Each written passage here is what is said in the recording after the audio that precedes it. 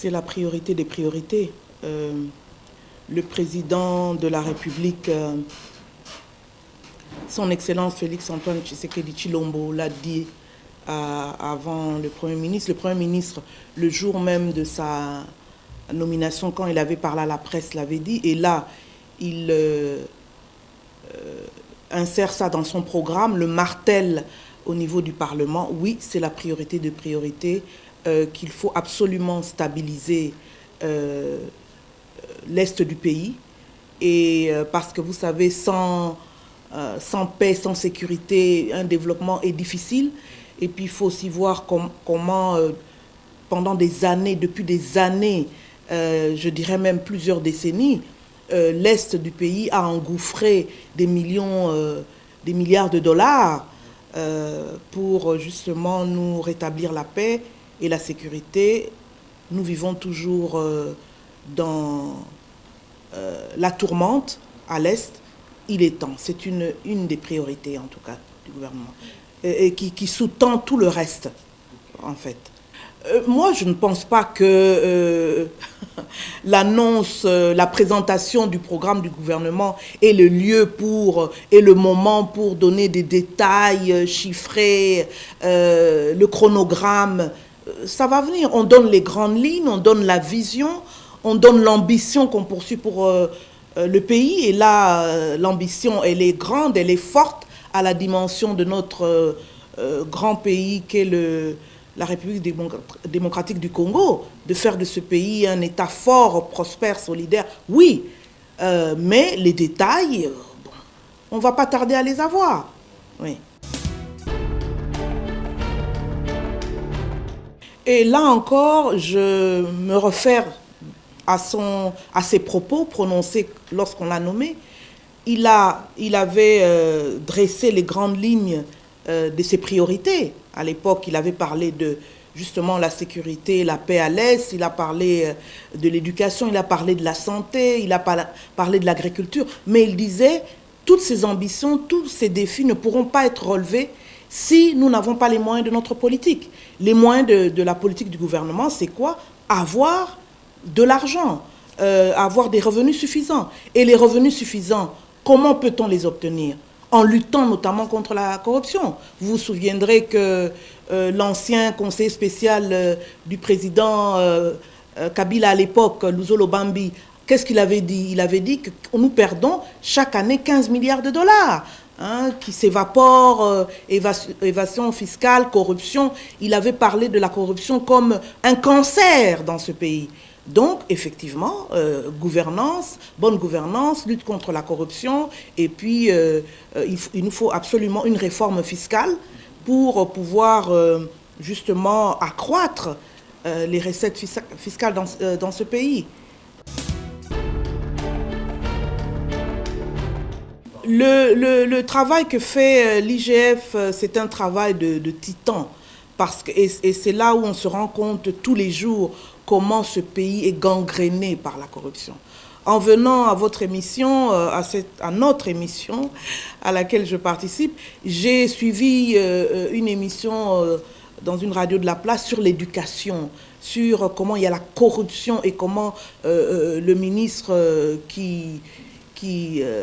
un homme véreux, Willy Bakonga, a comme ça volé l'argent du peuple, de nos enfants. Eh bien, vous vous rendez compte qu'à tous les niveaux, c'est corrompu. Donc, la tâche est énorme. Il n'y a pas un secteur d'activité où l'IGF, malheureusement, ne va pas trouver qu'il y a des magouilles, corruption, détournement. Donc, la tâche est grande. J'espère qu'ils sont équipés en personnel, en enquêteurs et en moyens. Et maintenant, quand ils font leur travail, ils passent les dossiers à la justice. Et la justice, en temps normal, dans tous les pays du monde en général, la justice est lente. Parce qu'une justice expéditive n'est pas une justice juste. Donc, il faut prendre le temps de bien examiner les dossiers, de tout sous-peser, etc. Donc, c'est assez lent. Mais ajouter à ça que notre propre justice est une justice malade, hein, qui depuis des décennies souffrent de dysfonctionnement, de défaillance. Donc c'est pour ça certainement que les dossiers ne vont pas assez vite. Et quand on écoute le peuple dehors, les Congolais à la base, ils se disent, mais bon, on a entendu cette affaire, il y avait détournement de tant de millions. Au Congo, malheureusement, c'est toujours en termes de millions de dollars qu'on détourne. Et ils disent, mais la suite, c'est quoi? Donc, il y a un effort à faire à ce niveau-là pour assurer un suivi et pour que le processus, justement, judiciaire aboutisse à son terme.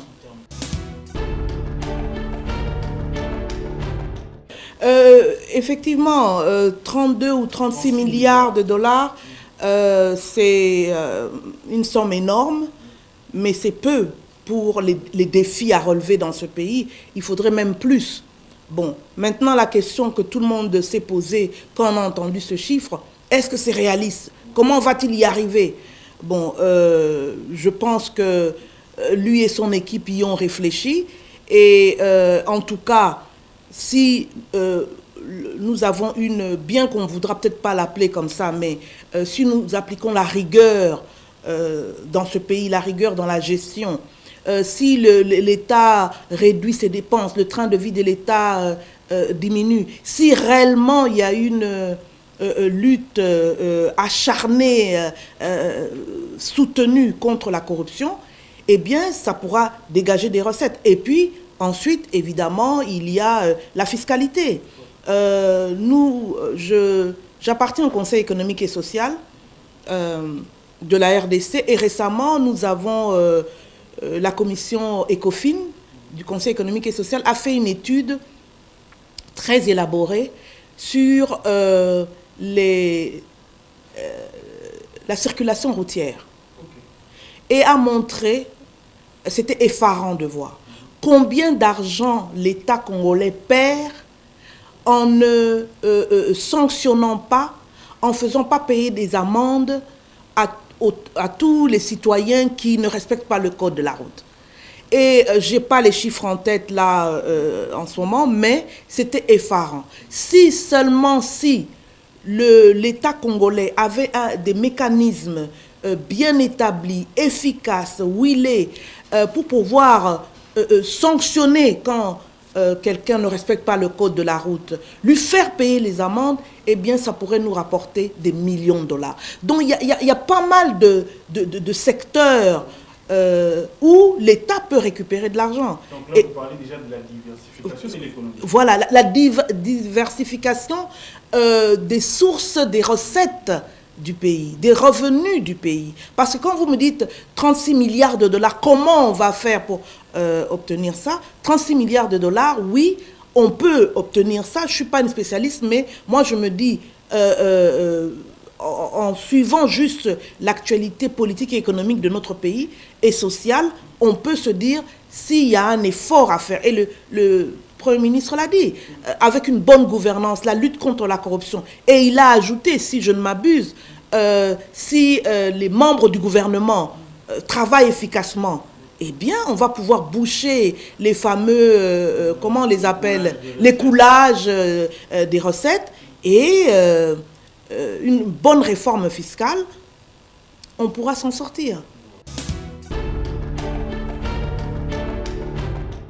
Oui, moi j'ai eu à l'écrire et à le dire que dans le gouvernement actuel, il y a 15 femmes ministres sur les 56 membres qu'il y a dans le gouvernement. Et les femmes ont des postes de responsabilité, des postes régaliens.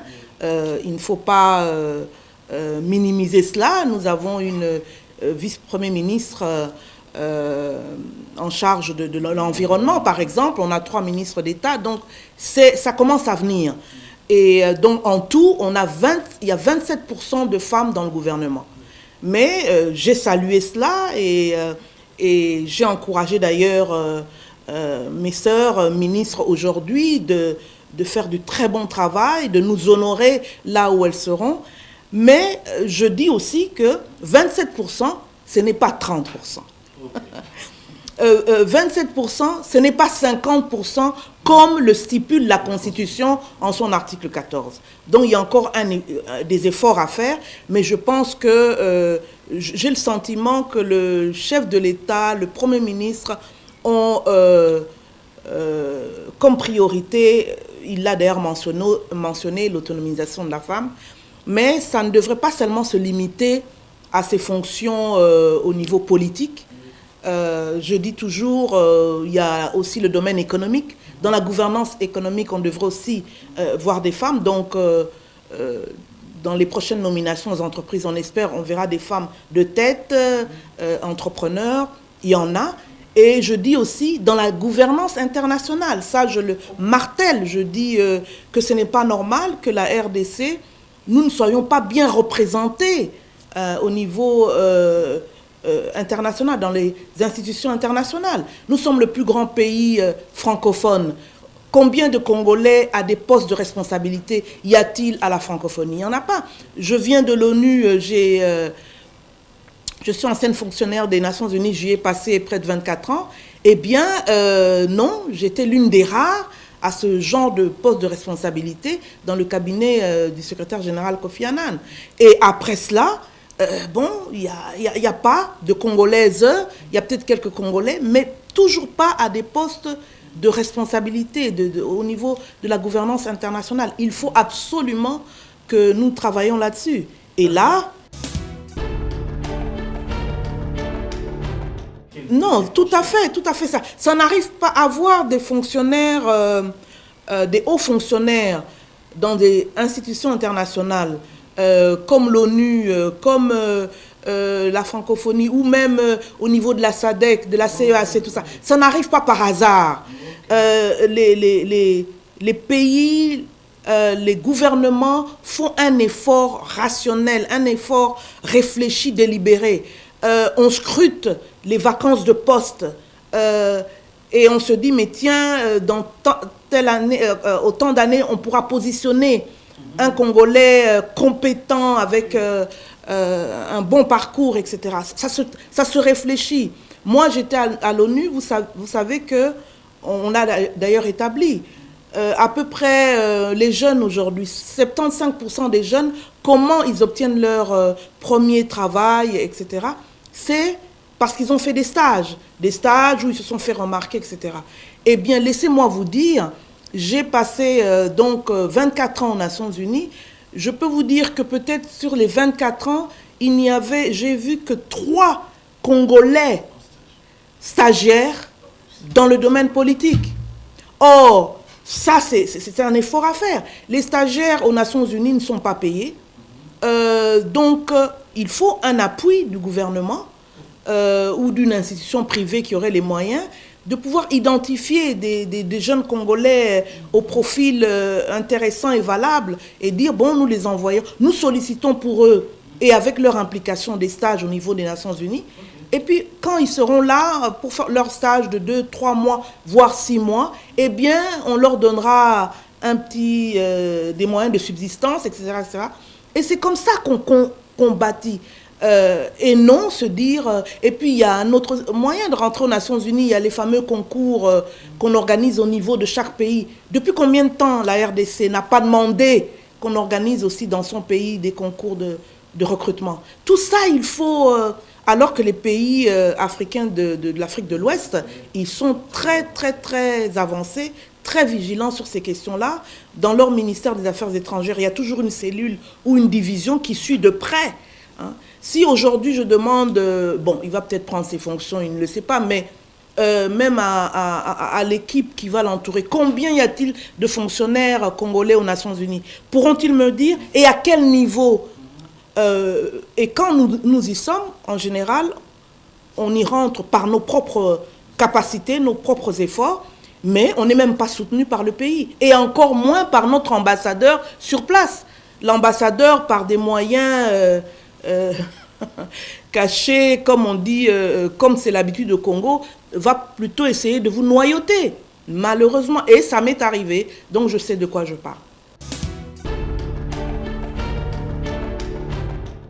Eh bien, donc, moi, je suis présidente nationale d'un parti politique, la Ligue des démocrates congolais, en sigle LIDEC, membre de l'Union sacrée de la nation.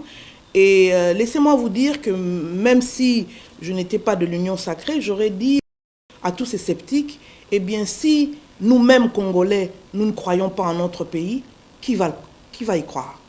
Donc, ce gouvernement qui a été investi, comme je l'ai eu à l'écrire, au forceps, ça a été vraiment difficile, eh bien, il faut le soutenir.